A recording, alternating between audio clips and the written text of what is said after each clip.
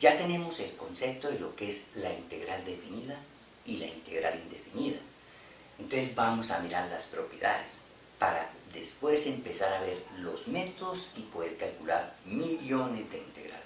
Entonces, ¿cuáles son las propiedades? Las propiedades no las voy a demostrar, simplemente las voy a ilustrar. Entonces, la primera propiedad dice que la integral definida entre a y b de f de x más g de x por dx simplemente va a ser la integral entre a y b de f de x por dx más integral entre a y b de g de x por dx. ¿Recuerdan las propiedades de la suma? La suma lineal, no la sumatoria. La suma desde k igual a 1 hasta n de f más g es la suma de f más la suma de g. Bueno, vamos a ilustrarla. Si usted tiene la integral entre 0 y 4 de e a la x más 5, entonces esto usted lo puede hacer de la forma siguiente. O calcula la integral conforme está ahí, o simplemente aplica la propiedad y calcula cada una de las integrales y la suma. Es decir, esto sería igual a la integral entre 0 y 4 de e a la x por dx más la integral entre 0 y 4 de x más 5 por dx. Pero aquí usted puede volver a aplicar la integral, o sea, sería la integral entre 0 y 4 de e a la x por dx más, aquí puede volver a aplicar la propiedad, partir la integral en 2. Sería la integral entre 0 y 4 de x por dx más la integral entre 0 y 4 de 5 por dx. Eso es lo que dice la propiedad. Si usted tiene una suma de funciones y las quiere integrar, usted simplemente integre cada función y súmelas. O sea, aquí pueden aparecer un número finito de funciones y simplemente la parte en integrales con un número naturalmente finito. 1. 2. Si yo tengo la integral entre 3 y 4 del logaritmo natural de x más 1 sobre 1 más x2 menos x3 por dx. ¿Cómo va a calcular esa integral? Entonces, naturalmente, o calcula la integral de una o simplemente la propiedad lo que le dice es pártala en varias integrales. Naturalmente aquí hay un menos y aquí estamos trabajando con más. Lo que pasa es que con menos también funciona la propiedad. O sea, esto sería integral entre 3 y 4 del logaritmo natural de x más 1 sobre 1, la estoy partiendo por dx, ¿no? Más la integral entre 3 y 4 de la segunda función, que es 1 sobre 1 más x al cuadrado por dx, más la integral entre 3 y 4 de, menos, porque tengo un menos ahí, menos de x3 por dx. Y el problema ya es cómo se calculan esas integrales, que muy pronto las vamos a aprender a calcular. Por ahora hay que tener paciencia y vamos a entender las propiedades de la integral, ¿no?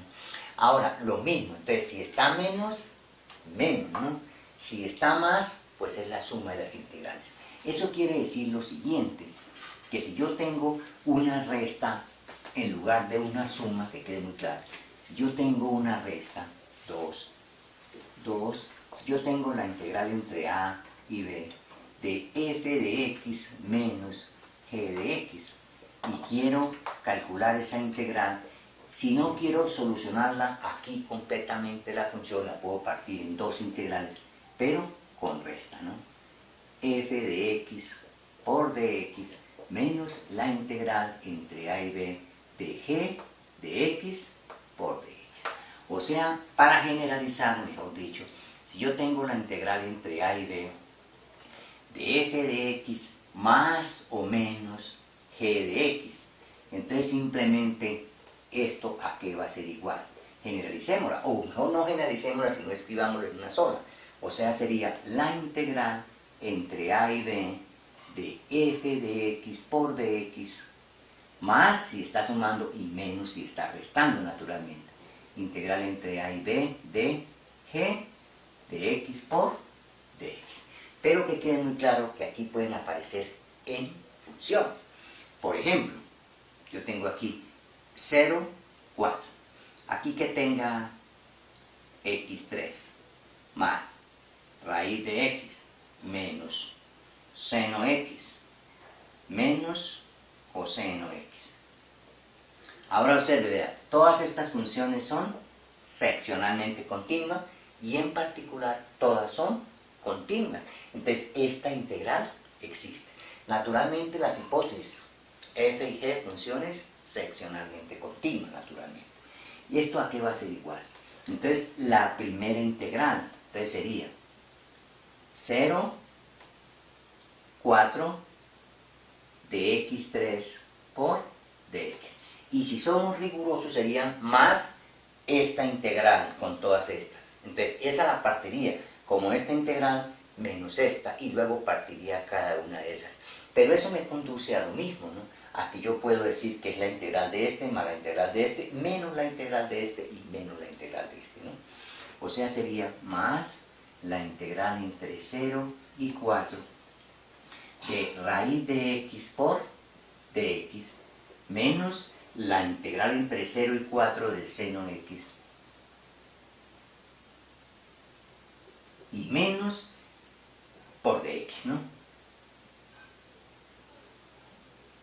Menos la integral entre 0 y 4 del coseno x.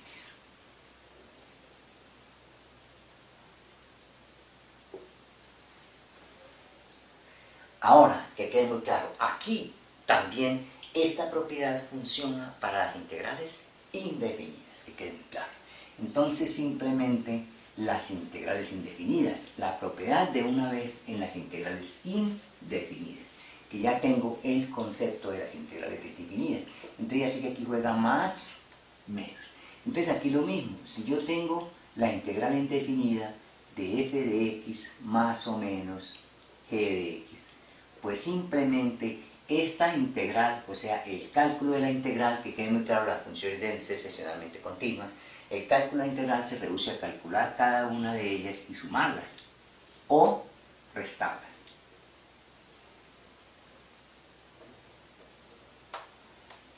Por ejemplo, si yo tengo la integral de x2 más e a la x menos el seno de x más 1. Entonces, que quede muy claro. Entonces, esta propiedad va a ser simplemente la integral de x2 más la integral de esta. Luego, ¿cómo calculo la integral de esta? La integral de esta menos o más menos esta más esta. Y así sucesivamente, es decir, las voy partiendo de dos en dos. O podría pensar en la integral de esta y la integral de esta sumadas, ¿no? Pero de una vez la propiedad funciona así. Sería la integral de x2 por dx. Lo que les estoy diciendo es que esto sería más la integral de e a la x menos seno x más 1 por dx. Si uno fuera riguroso, ¿no? La integral del primero más la integral del segundo. O sea, sería la integral de f más la integral de g, pero la integral de g la componen varias funciones. Y aquí hago lo mismo, la integral de esto más la integral de esto. Entonces, de una vez, en lugar de ponernos a hacer eso, simplemente escribimos esto. x2 por dx más la integral de e a la x por dx menos la integral del seno de x por dx más la integral de 1 por dx. Entonces, que quede claro, nosotros ya sabemos calcular todas las integrales.